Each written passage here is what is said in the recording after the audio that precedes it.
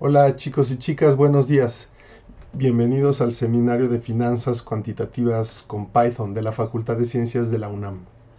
Esta vez quisiera hacer un aviso. El aviso importante es que hoy, martes 29 de agosto, vamos a cerrar el acceso al servidor de Discord. Esto significa que la gente que ya entró al servidor de Discord, que lo habíamos hecho un servidor público, va a seguir adentro del servidor. No se les va a hacer a un lado, no se va a correr a nadie.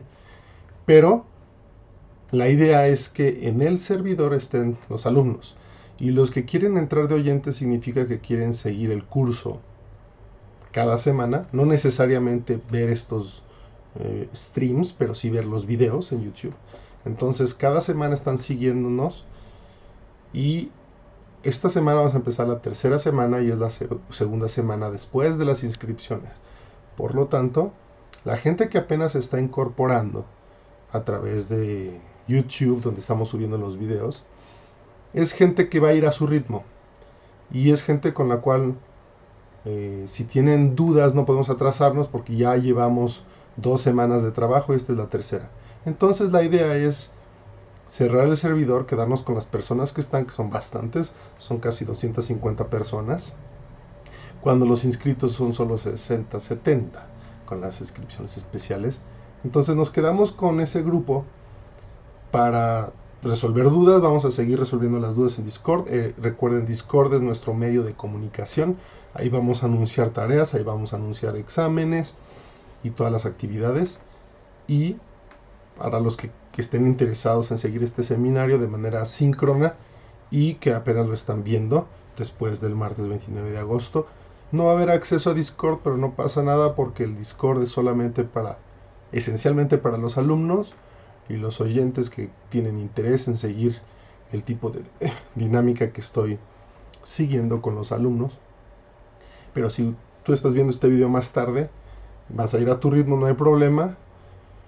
Los streams siguen siendo abiertos, el video sigue siendo público y los links a los archivos que vamos a estar haciendo en GitHub, que es este de aquí, también va a ser, también es público. Entonces no hay problema, nada más que si estás viendo los videos más tarde, vas a ir a tu ritmo, obviamente, y si tienes huecos hay que cubrirlos. Y me estoy quedando con las personas que ya están adentro del servidor, entonces ya la invitación ya no es válida, ya la saqué de aquí. La invitación, aquí estaba la invitación pública, ya no está. Pero no pasa nada, voy a resolver preguntas si están en YouTube. El punto es que estamos marchando ya a un cierto ritmo y me quiero quedar con las personas que estén marchando a ese ritmo, en particular los alumnos inscritos. ¿De acuerdo? Bueno, eso es lo que quería mencionar. Para los que están siguiendo esto y que sí están en el servidor de Discord, recuerden que cuando resuelvo las dudas en tiempo real en los streams, lo hago o en Twitch, en el chat de Twitch directamente, o en Discord en hashtag dudas. Pero por el momento no hay mucho. Ok, entonces, una pequeña cosa que quiero mencionar es la siguiente. Entonces, esto es lo que creamos nosotros, es este script. Y se acuerdan que la idea era utilizar los principios de la programación orientada a objeto, que es API, A-P-I-E. Entonces, A de abstracción, P de polimorfismo, I de inheritance, herencia, y E de encapsulación. Por el momento no estoy tocando la herencia porque no la he necesitado, pero los otros tres principios sí. La abstracción es crearse un objeto abstracto con una idea detrás, y en este caso es las clases que estoy creando. Entonces, la clase simulador es un objeto, en este simulator en inglés, es un objeto que va a tener ciertas propiedades, va a tener propiedades de entrada, va a tener procesos y propiedades de salida. La manera en la cual a mí me gusta verlo es, muchas veces las propiedades de entrada necesito propiedades muy específicas, entonces podría crear un segundo objeto que sería el objeto de entradas o inputs. Este es el objeto de proceso, que le llamo en general yo manager, y está el objeto de salida, en el cual ustedes después de recuperar las entradas o inputs y hacer los procesos adecuados para calcular cosas, van a tener ciertas variables de salida que ustedes necesitan controlar. Entonces, en mi mente, ese tipo de abstracción es crear mis propios procesos que realicen lo que estoy buscando. Y esos procesos, les repito, en general los divido en proceso de entrada, proceso de cómputo y proceso de salida. Cuando no es necesario todo, así de separarlo en 3 objetos, puedo crearme con un solo objeto. Y esta es la meta del simulador. Entonces, en abstracto yo lo que quería era, esto ya está hecho en código, pero yo podría escribir esto en lo que se llama pseudocódigo. Supongamos que no existe esta variable, entonces obviamente este renglón sí es como se llama, pero en pseudocódigo yo voy a decir es sim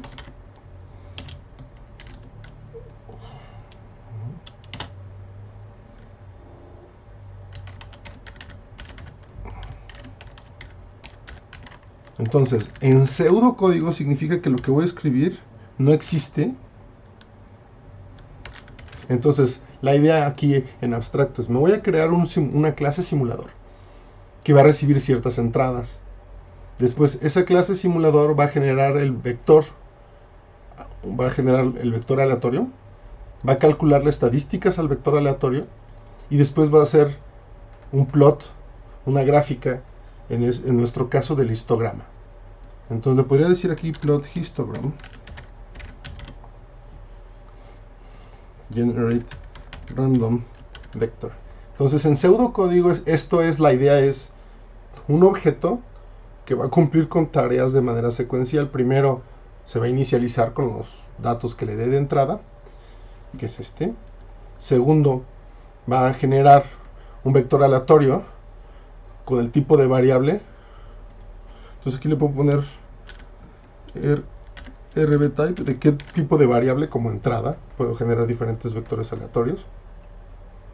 Después calcular las estadísticas, las stats, y plot y histogram. Esto es pseudocódigo porque no existe, pero me permite visualizar como programador, me permite visualizar cuál es el proceso que quiero alcanzar. Obviamente que cuando esto nos regresamos a lo que ya hicimos, que es esto de acá, esto es muy parecido, y la idea es que justo este obviamente es el constructor, que ya lo sabemos, y para el constructor solo necesitaba 2 entradas. ¿Por qué? Porque la entrada de tamaño y la entrada de decimales, estoy escogiendo valores por default. Claro está que podría cambiar aquí el tamaño.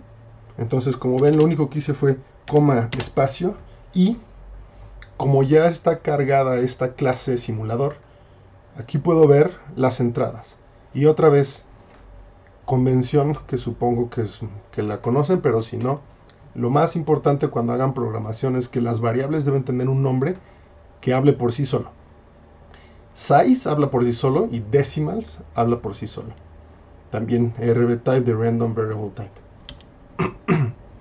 ¿Okay?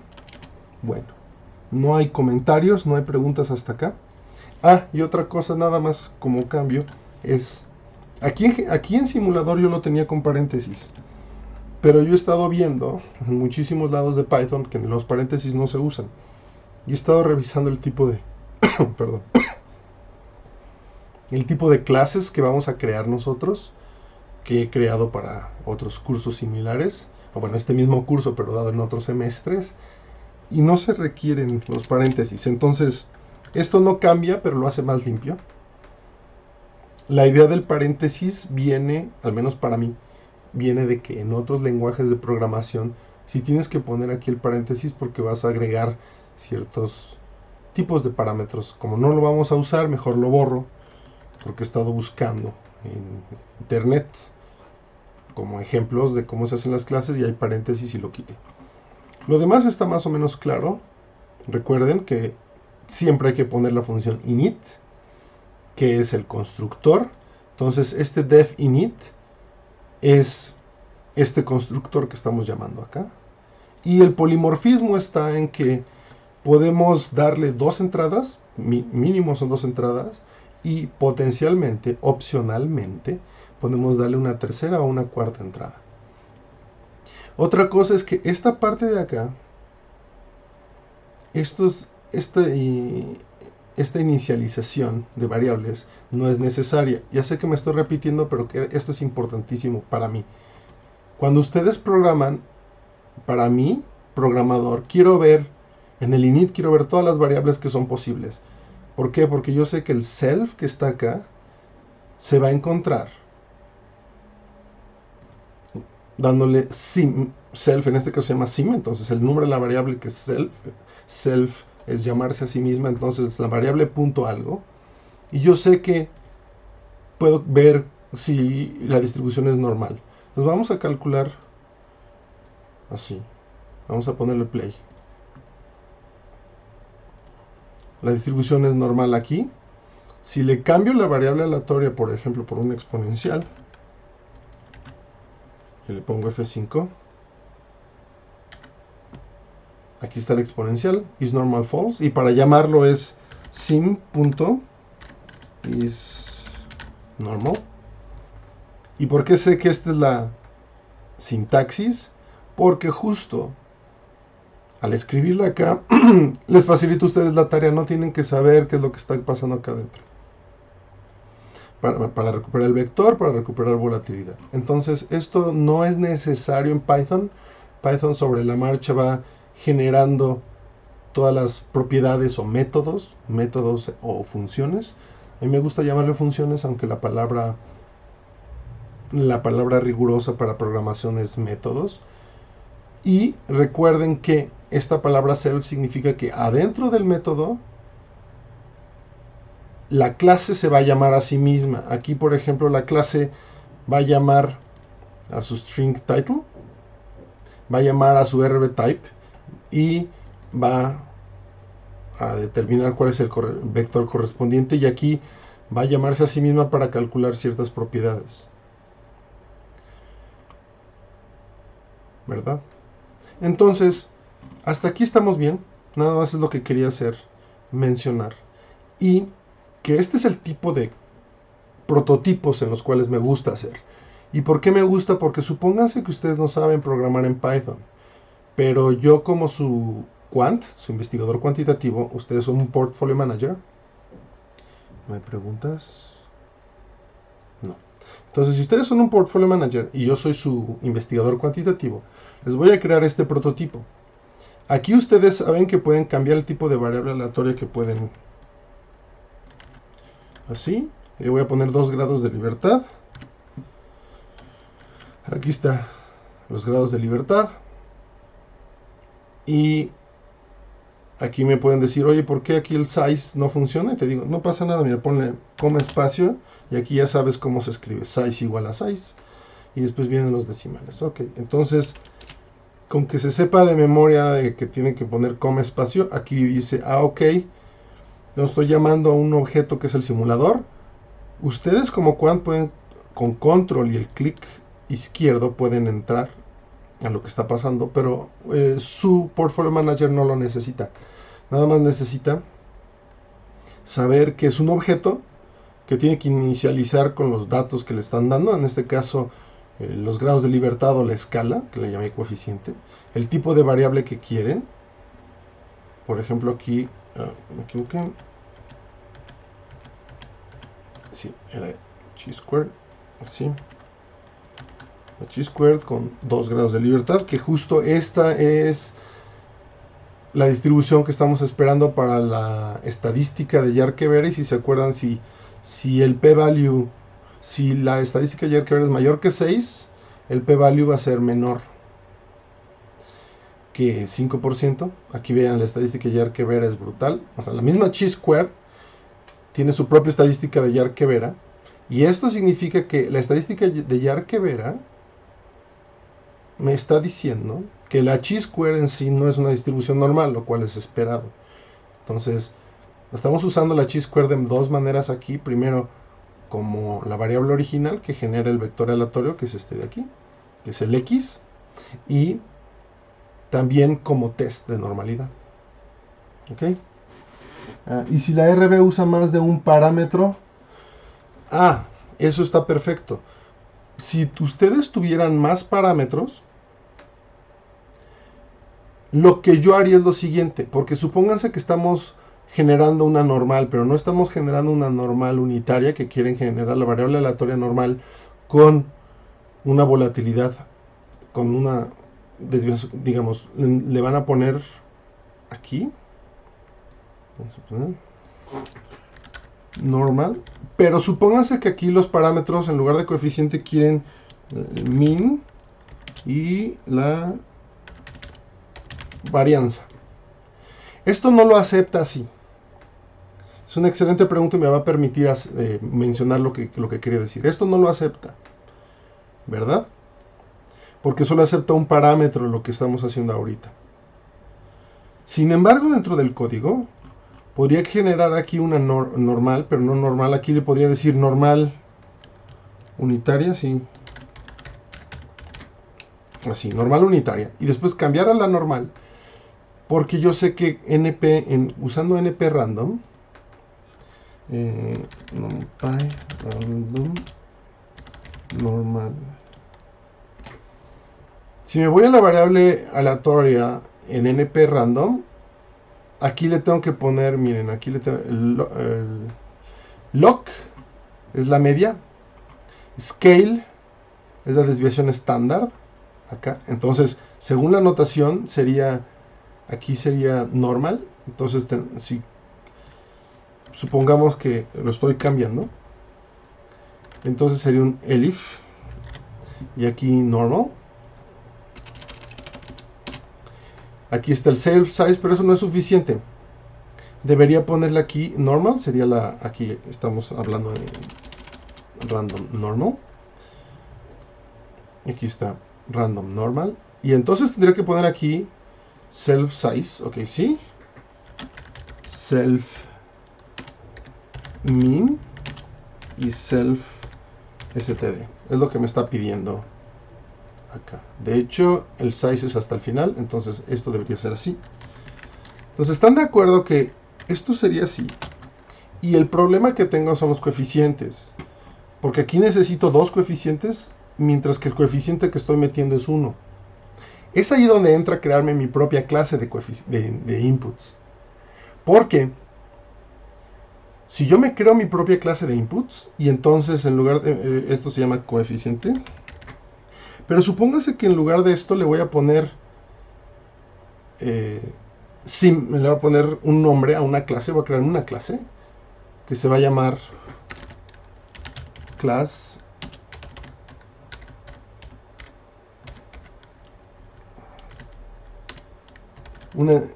el tipo de entrada que quiero.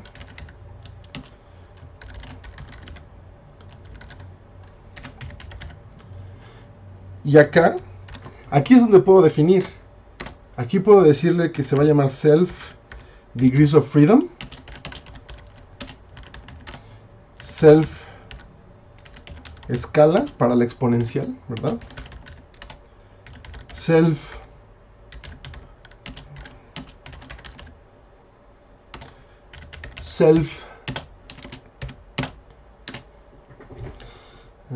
std. Supóngase que tengo esto. Entonces, cuando tengo esto, aquí, en lugar de la entrada como un coeficiente, voy a poner la entrada como sim.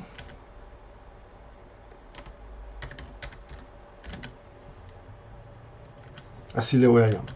Entonces aquí tengo inputs, que inputs va a ser este de aquí. Entonces aquí en lugar de self quest se va a llamar inputs igual a inputs. Pero lo padre aquí es que cuando necesite el self coeficiente le tengo que poner self, por ejemplo, estoy en la estándar T, le tengo que poner self inputs.df de degrees of freedom. Si estoy aquí en la escala, es escala self inputs.scale. Y aquí ya lo puedo resolver como self inputs min y self inputs standard deviation. Entonces, tengo que cambiar aquí todos los coeficientes. Aquí la random estándar es inputs degrees of freedom. ¿En dónde más tenía coeficiente? En la chi-square también se llama inputs df.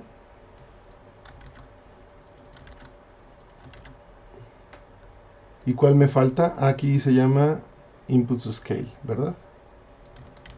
Entonces, esa es una buena pregunta. No lo iba a hacer, pero me permitió sacar esto como pretexto para que vean cómo hacemos las cosas. Y esto, lo que está muy padre para mí, es que el input, ustedes sobre la marcha, si requieren 70 parámetros para una variable aleatoria, los parámetros los pueden agregar aquí en inputs. Pero cuando le agreguen un input a una variable que quieren jalar, por ejemplo, la variable aleatoria, incluso la normal unitaria,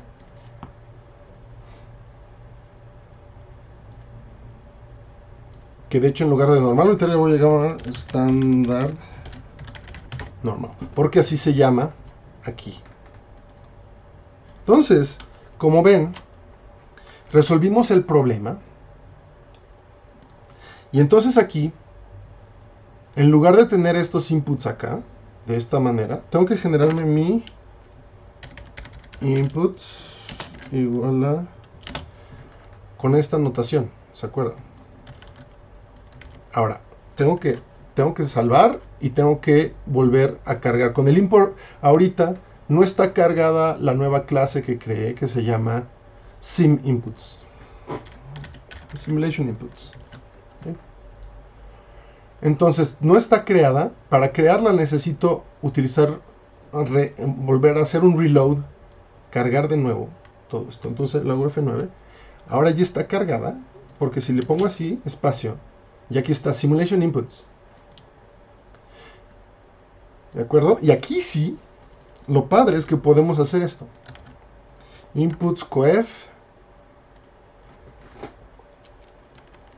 Con punto. Por ejemplo, el coeficiente, que era ya no se llama coef, se llama df. Ya le quitamos eso. Inputs.scale. Entonces vamos a poner el scale 5, grados de libertad 2. Y aquí pueden ver todas las entradas que me faltan, la media y la desviación estándar. Entonces, vamos a crearlo así. Obviamente aquí dice self, que no lo tenemos que cambiar, porque self es cuando la clase se llama a sí misma. Aquí ya tenemos un nombre, ¿verdad? Entonces aquí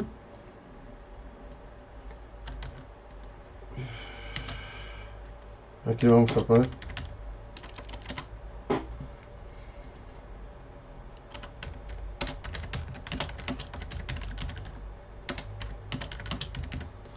aquí está. Aquí scaling exponential. Aquí min in normal. Y acá se llamaba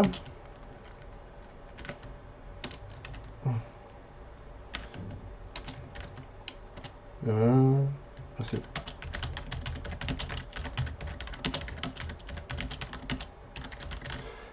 Entonces los inputs ya los cambiamos así. E incluso estos tipos de cosas también le puedo llamar inputs a esto, a los decimales. Y entonces esto se reduce a esto. Entonces vamos a ponerle aquí, todavía no está, es inputs.size, inputs.random variable type, inputs.decimals. Entonces aquí ya que está así, solo tenemos una entrada. Obviamente esto va a fallar porque esto solo necesita el input.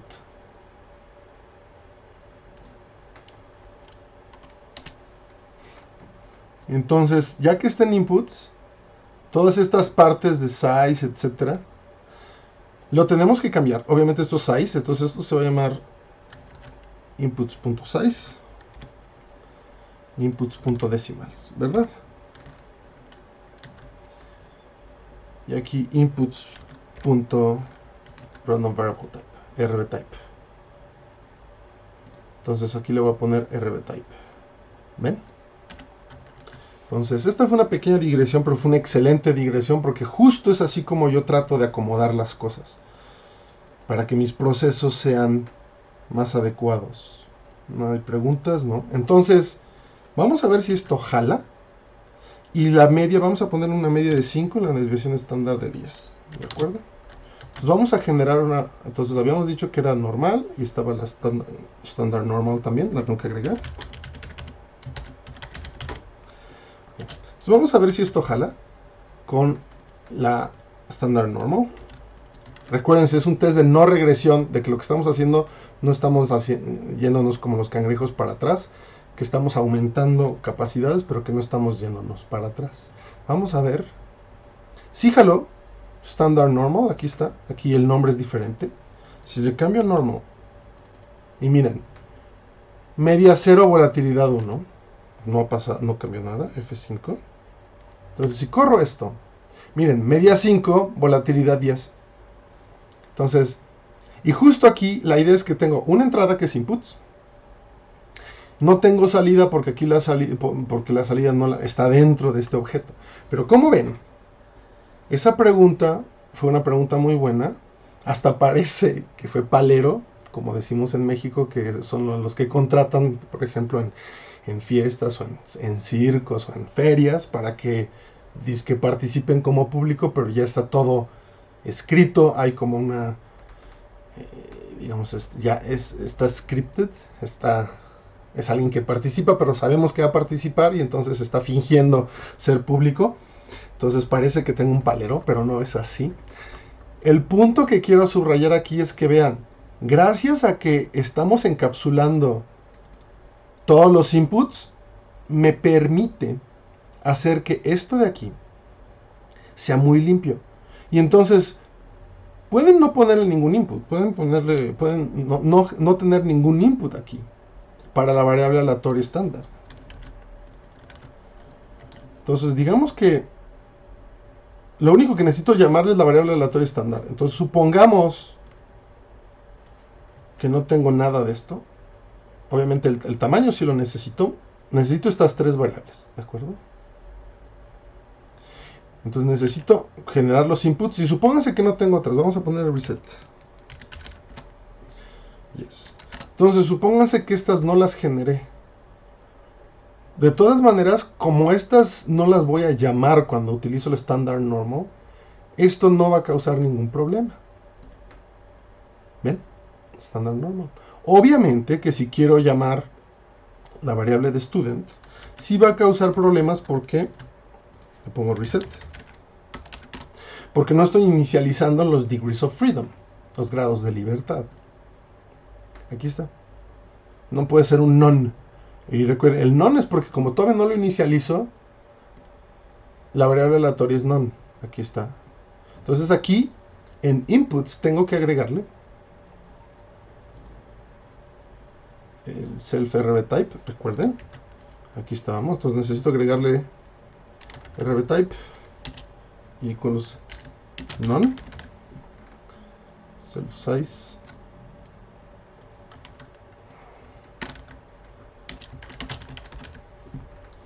y self decimals. Ahora, esto es una decisión que yo tomé.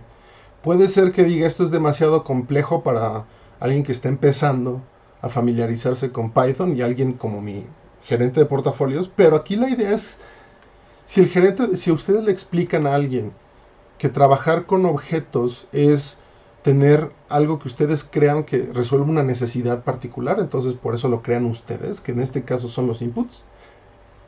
Me parece que está bien tener los objetos. Queda muy claro que es un objeto y que le están definiendo diferentes propiedades. Y que ese objeto es con el que van a inicializar su simulador y después el simulador va a hacer cosas.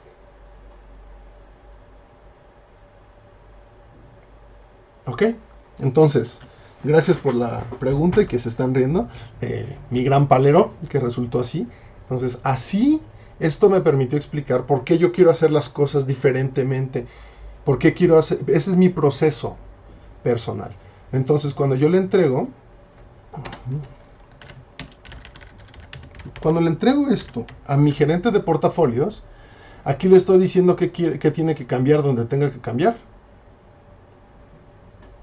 Y entonces se da cuenta que, para chi-square tengo que cambiar esto. Obviamente se lo explican y le dejan esto. Pero esto lo puede entender cualquier persona.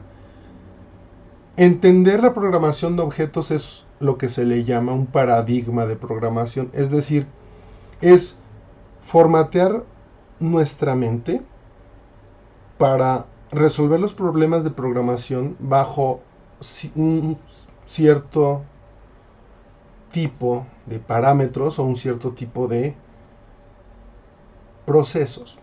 En el caso de los objetos me gusta porque es un objeto de entrada, inputs, un objeto de cálculo, que es la simulación, un objeto de salida, que en este caso no necesitamos. Pero vean, ¿cuánto tiempo me tardé? Obviamente que lo hice mucho más lento porque estoy explicando, pero ¿cuánto tiempo me tardé en cambiar de una variable a dos? No me tardé mucho porque sabía cómo hacer. Ahora piensen que le voy a agregar una tercera variable. Esto es trivial. Agregan la variable acá, inputs algo, agregan acá, y lo más interesante es que si tienen una variable muy compleja, todos los otros tipos de vectores aleatorios no se van a ver afectados. Eso es lo que me encanta a mí, de hacer las cosas así.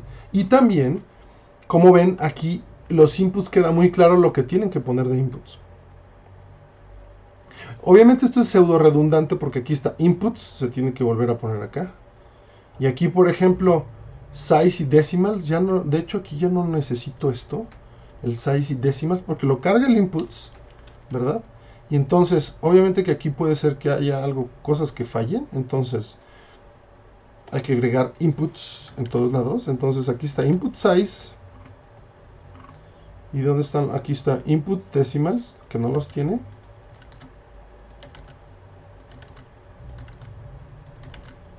Ahí está. Inputs decimals, input size, input size. Entonces input size está en todos lados. Self input size, self input size, input size, input size. Es un poquito de limpieza, esto que estoy haciendo ya no era necesario. La idea es que me parece un poquito redundante. Input size, input df, input scale. Entonces, como ven, todo es self inputs algo. Eso no está nada mal. Las salidas, como ven aquí, el string title sí es parte de lo que construimos. El input rb type ya no lo necesito porque está en inputs y lo puedo poner así, inputs.rb type, ¿verdad? Obviamente esto es un poquito lento. En Python no te permite lo que se llama una refactorización rápida. Esto en C++ le hubiera cambiado, esta parte que hubiera cambiado en C++, hubiera dicho quieres cambiarlo en todo el proceso, le aprieto sí y se cambia automáticamente lo de inputs. Esto está muy bien porque aquí me requiero inputs, y la otra manera es, podría poner todas estas propiedades como un output, ¿verdad? Y entonces aquí está bien porque justo como estaba bien organizado me di cuenta que era redundante porque en inputs ya tenía el rbtype, size y decimals, ¿verdad? Ok, entonces ya con esto ya quedó. Y otra vez la idea es que si ustedes quieren agregar un nuevo parámetro, porque van a simular un nuevo tipo de variable aleatoria con varios parámetros, por ejemplo, una simulación gamma. Vamos a ver cómo sería una gamma. No lo voy a hacer, no tengo mucho interés, pero vamos a ver cómo sería NumPy random gamma. ¿Cuántos parámetros tiene la gamma? Tiene shape y scale. Entonces aquí, si ustedes van a crear la gamma, lo que haría yo es, scale es, aquí sí le llamaría scale, y le diría en mi código, en scale es scaling exponential and gamma, y llamaría otra variable para gamma que se llama shape. Entonces, simplemente podríamos agregar, ¿y eso qué sería? Sería un minuto de código, agregan una línea, aquí dicen scaling exponential and gamma, aprietan enter, agregan una línea que se llama shape, que va a ser shape in gamma, Y después aquí en Random Variables van a crear un elif si es gamma. Entonces random.gamma y van a poner self input shape, self input scale y size igual a size. Se acabó. ¿Ven? Eso es lo interesante, que todo esto está encapsulado, y si lo hacemos de manera adecuada, significa que agregar nuevas funcionalidades es lo más fácil. Y obviamente aquí tendría que agregar el shape. ¿Ven? ¿Sí quedó claro? Esta parte sí quedó clara, porque esto es el corazón de lo que estoy haciendo yo como matemático financiero, como quant. No estoy haciendo programación de lo más hermoso y limpio posible. Probablemente mis ayudantes, que si me están viendo, están muertas de la risa de las cosas que hago. Pero esto me ayuda, porque el proceso mental está claro: entradas, cómputo, salidas, y cada uno de esos objetos tiene subobjetos. Por ejemplo, el de cómputo tiene 3 funciones que tienen que llamar, o métodos, que procesa los inputs, y podría haber uno de salida. Y vamos a ver, cuando veamos portafolios, vamos a calcular ciertas propiedades de los portafolios. Si quiero un objeto portafolios que me diga todo lo que necesito de un portafolio, entonces sí voy a necesitar un objeto de salida. ¿Ok? Entonces, no lo pensé así, pero ya me permitió terminarlo. Entonces, con esto completamos la parte de simulador. Lo voy a dejar así. Y obviamente, cuando lo suba a GitHub, ya va a ser con esta funcionalidad, con la nueva funcionalidad. Y otra vez, esto es muy fácil de leer. Se cambian los parámetros que tienen que ser y le ponen play. Y esto está genial, porque si mi gerente de portafolios me pide la distribución gamma, le puedo hacer el cambio en 1 minuto. Mientras que, si se acuerdan, cuando tenía aquí lo de QF, los coeficientes, fue más difícil. Me tardé quizás 20 minutos. Pero si no hubiera tenido en mente ya la solución, mi solución, no hay una solución, no es una solución única. Mi solución es pensarlo en objetos, y es lo que les quiero transmitir, porque eso es muy fácil. Yo sé que mi gerente de portafolios eventualmente me va a pedir nuevas variables y me va a pedir nuevos parámetros. Entonces, uno tiene, como matemático financiero, también como programador, pero más como matemático financiero, uno tiene que anticipar lo que tu trader o tu gerente de portafolios va a pedirte, y hacerlo de la manera menos dolorosa posible para ti. Estoy tratando de hacer las cosas lo más limpio posible para el código, porque eventualmente, si esto funciona, y digamos que funciona también, que lo quieren desplegar como una aplicación a todos los gerentes de portafolios de su empresa. Supongamos que están, no solamente ustedes trabajan para un gerente de portafolios, pero supónganse que están trabajando para un fondo de pensiones que tiene varios gerentes de portafolios, y resulta ser que el gerente de portafolios se puso a presumir este script de Python y todo mundo lo quiere. Muy simple. Pues nada más tienen que tener acceso a estas dos cosas, y luego, si quieren tener mayor control, a lo mejor le van a pasar este programa a sus desarrolladores para que estén creando esto en la infraestructura informática que tiene la empresa. Puede ser en C++, puede ser en C#, e incluso la idea es que le van a dar quizás un ejecutable a los, no este archivo de Python, sino un archivo ejecutable creado a lo mejor desde C# o C++, y ese archivo ejecutable va a llamar este script de Python, que va a estar en otro lugar, y va a generar las gráficas bonitas, y a lo mejor va a ponerle más color. Entonces, todo eso anticiparlo para que esto quede lo más limpio posible, y que sea muy fácil, que sea, yo le llamo modulable, que puedan cambiar cosas, módulos, como si estuvieran jugando Tente y le agregan piezas de Tente o de Lego, y entonces los módulos anteriores no son afectados, pero las funcionalidades extras son fáciles de desplegar. Ok, perfecto. Entonces, ya que estamos con esto, voy a empezar a platicarles en los 15 minutos o 10 minutos que me quedan. Perdón. Ya no quiero, voy a cambiar de tema, vamos a cerrar esto. Lo que no quiero es empezar a hacer cosas de código, porque nos vamos a atrasar, pero me va a permitir, ahorita que estamos hablando del gerente de portafolios, me va a permitir la siguiente etapa. La siguiente etapa es, está mi gerente de portafolios fascinado con esto, y entonces acuérdense que le habíamos puesto la exponencial. En la exponencial lo que cambiamos es la escala, le vamos a poner 17, ¿verdad? Y en el plot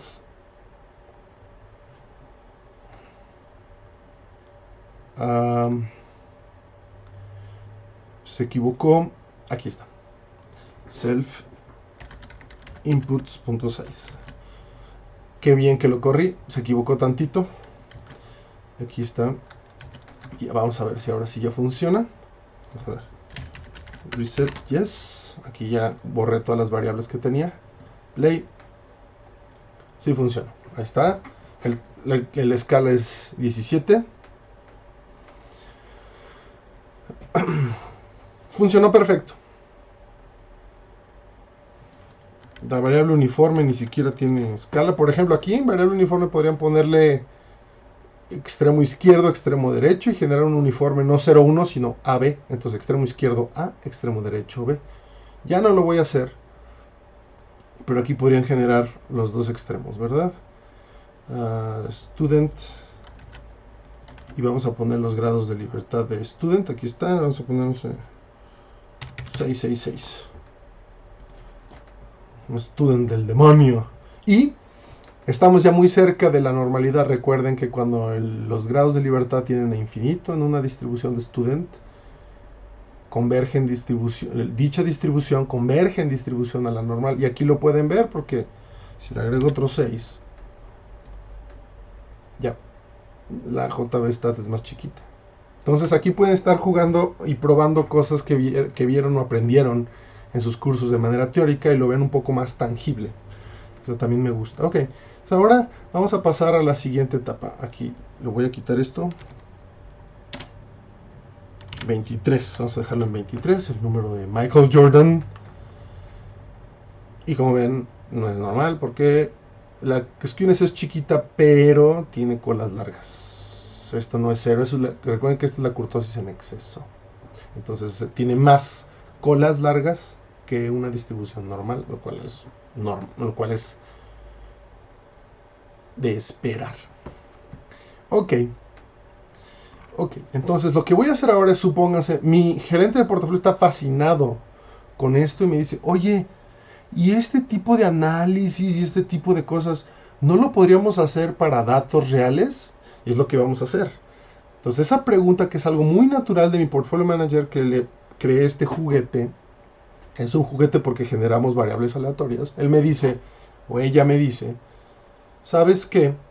Me gustaría utilizar esto, pero que en lugar de RBType te diga tipo de variable aleatoria, le voy a poner real, y que te diga que variable aleatoria, por ejemplo, el Standard & Poor's, la Bolsa Mexicana de Valores, etc. Entonces me dice, quiero bajar un montón de datos porque quiero entenderlos así, y además esos datos los va a utilizar mi gerente de portafolios más adelante para crearse sus portafolios. Entonces recuerden, lo que estamos haciendo aquí, finanzas cuantitativas con Python, es crear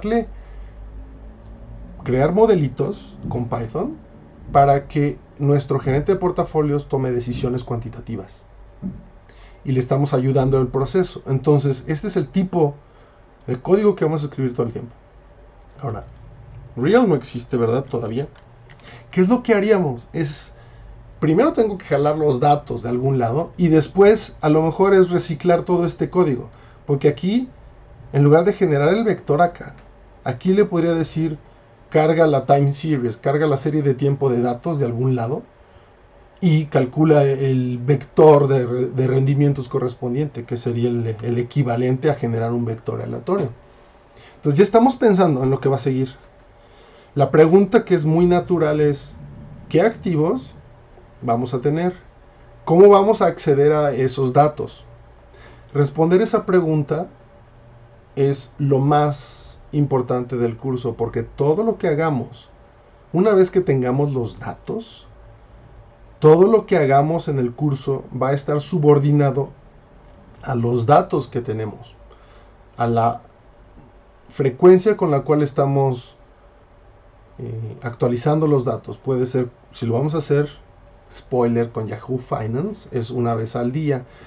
Pero cuando yo estaba trabajando yo tenía datos al milisegundo y a veces procesaba datos de 10 minutos para calcular, a lo mejor les hablo un poquito en japonés o en sánscrito antiguo, pero calculando las betas, calculaba yo betas, pero no me iba a una beta de los últimos 6 meses o 3 meses como los calcula Bloomberg, me iba a una beta de 7 días. Pero obviamente 7 puntos no es esa estadística, necesitaba más puntos, por lo tanto tenía que tener más puntos estadísticos intraday. Y entonces llegamos al compromiso de que 5 minutos, 10 minutos está bien. Si lo tengo al milisegundo hay demasiado ruido, volatilidad natural de trading de alta frecuencia. Entonces los factores que estoy tratando de calcular van a tener mucho ruido. Y esas son cosas que tiene que tomar en cuenta el quant. Y tiene que explicarle al gerente de portafolios por qué toma una decisión.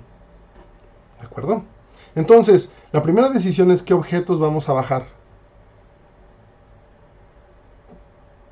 Podemos bajar muchas acciones, pero lo principal es empezar con los objetos que tienen más o menos un cierto, que son más o menos independientes y que de cierta manera me pueden dar un big picture, me pueden dar una idea, un esbozo de para dónde va el portafolio.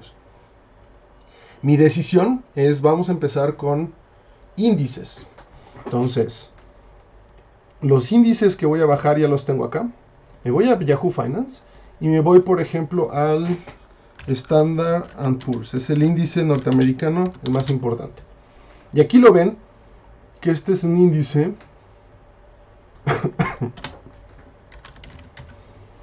y aquí está el índice, Standard & Poor's Index. Le doy clic acá. Aquí lo tengo. Me voy a datos históricos. Y eventualmente le puedo decir de cuándo a cuándo. Hay que decidir cuánto tiempo vamos a hacer. Porque si hacen esto 20 años, la estadística que van a tener a lo mejor es obsoleta. Pero si lo hacemos solamente un año, que son 250 puntos, 252, a lo mejor no son suficientes puntos para tener algo robusto que sea estadísticamente significativo o estadísticamente robusto. Entonces, vamos a decidir bajo esa premisa. Y mi premisa es, yo quiero calcular, por ejemplo, Solana. Es una criptomoneda. Vamos a agregar criptomonedas, pero ¿cuáles los datos históricos de Solana? ¿Y cuántos? Vámonos al chart para ver cuántos datos podemos tener de Solana. Si me voy a 5 años de Solana, ¿cuándo empezó? En el 21. Entonces estamos en el 23. En julio del 21 y vean todo esto desde abril, julio no tiene datos. Mientras que si me voy a Bitcoin, BTC, sí va a tener datos anteriores.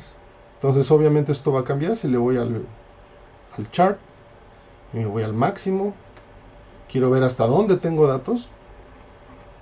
Este sí tiene datos desde el 2018. Entonces quizás hacer datos de 2 años y medio, ok, perdemos un poquito con Solana, pero 2 años y medio es suficiente porque voy a tener aproximadamente como 600 puntos estadísticos. Es suficiente, es decente, me parece a mí que no está tan mal. Y entonces, esa es la primera cosa y después vamos a ver los sectores. Los sectores, aquí lo tengo. Los sectores significa que de Standard & Poor's, que son 500 acciones, vamos a ver qué sectores hay. Entonces vamos a ver los sectores que hay y es lo que me interesa. Es decir, no solamente tener el índice norteamericano, sino cómo se comporta cada sector económico. Los sectores son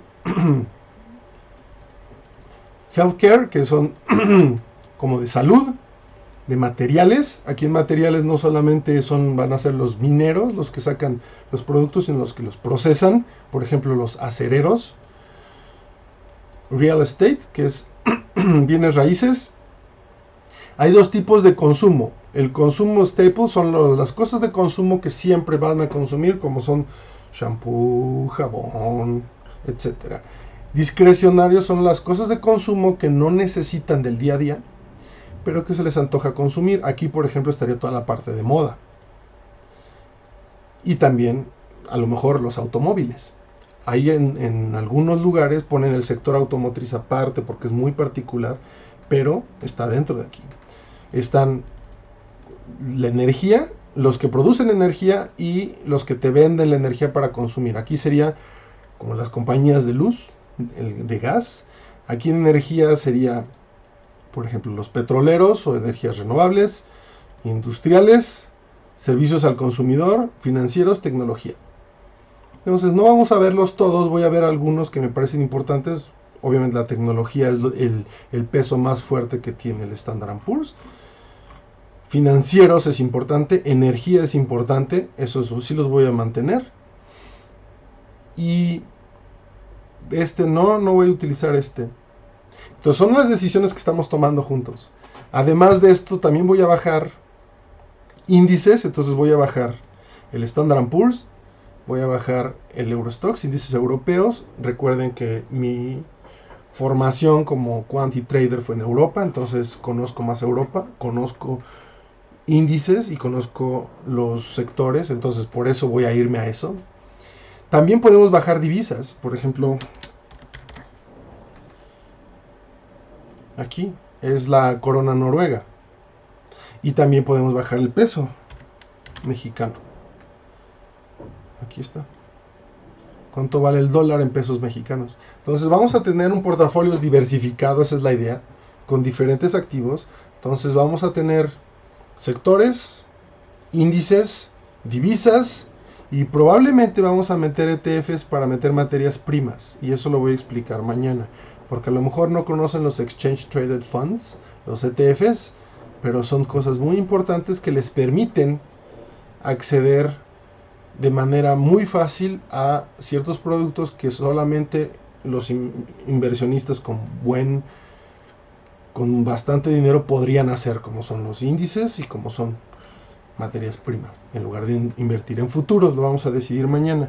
Entonces, como ven, ya esto ya está tomando forma detrás de una sola pregunta que me hizo mi portfolio manager, que es, ok, esto está muy bonito, ¿cómo puedo hacer esto mismo pero con datos de mercado reales? Y es lo que vamos a hacer a partir de mañana. Y los voy a bajar desde Yahoo Finance y les avanzo, spoiler, que los vamos a bajar así, apretando el botoncito, me voy a Historical Data, decido el rango, le aprieto el botón de download y los voy a poner en un lugar aparte que ya tengo aquí listo. Aquí está el código que estaba escribiendo y agregué un folder de data, de datos, que está vacío. Y aquí vamos a guardar todo. Lo que quiero es que los datos, una vez que estén ahí, no van a cambiar, porque si me conecto directamente a Yahoo Finance, por alguna razón puede que Yahoo Finance cambie datos históricos, y entonces si yo corro algo antes del cambio y después del cambio, que no sé qué va a pasar porque no me avisa Yahoo Finance, puede ser que, no puede ser, voy a tener resultados diferentes y no voy a poderlo explicar. Es por eso que es muy importante tener total control de tu base de datos. Invertir en una buena base de datos, en gente que limpie la base de datos y que la vaya haciendo más grande, es donde se gasta la mayor cantidad de dinero, pero es el mejor dinero invertido, sobre todo si ustedes, como un gerente de portafolios, viven y mueren con respecto a qué tan buenos son sus datos. Entonces es importante no escatimar en ello. ¿Sale? Pregunta, en caso de tener escenarios donde hay muchos cambios como lo fue la pandemia, ¿qué lapso de tiempo podríamos tomar? De hecho, cuando di la primera vez este curso, tenía datos para marzo del 2020, que fue justamente donde fue la caída. Vamos a verlo acá. Voy a regresar. Aquí estaba aquí. Bitcoin. Solana no. El Standard & Poor's. Aquí está. Si te vas, pongamos que le quiero poner 5 años, perdón, 5 años, no 5 días. Y aquí me voy al chart de los 5 años. Y por aquí chart máximo. 5 años. Esta es la pandemia.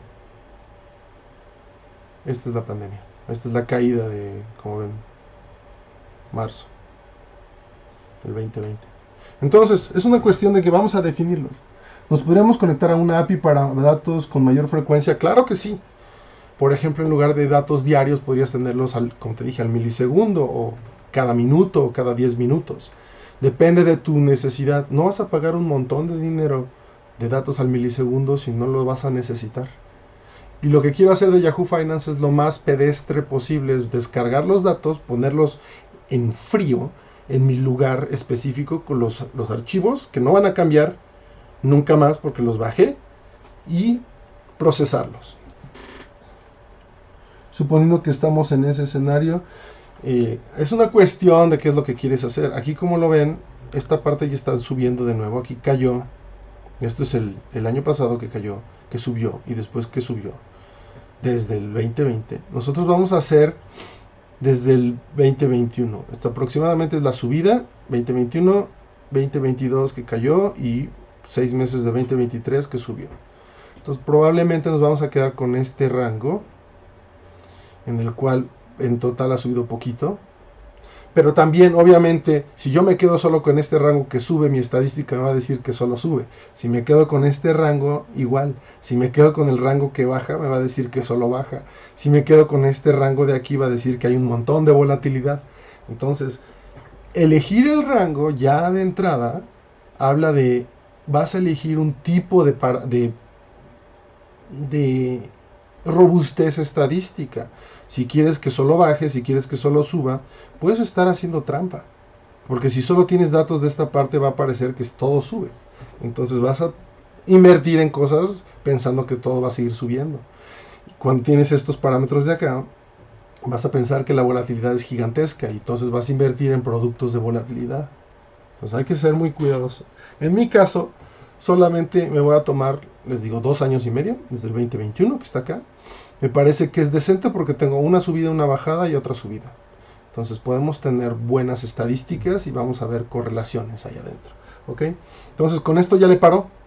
Nos vemos mañana para empezar a hacer esto de bajar los datos de Yahoo Finance. Obviamente podré utilizar APIs, pero quiero hacerlo lo más pedestre posible porque la idea de este curso es aprender a utilizar cosas con Python, pero no es aprender a utilizar APIs, es aprender a crearse herramientas cuantitativas para mejorar nuestro proceso de toma de decisiones como gerentes de portafolios. Entonces nos vemos mañana, le seguimos con esto. Mauricio out.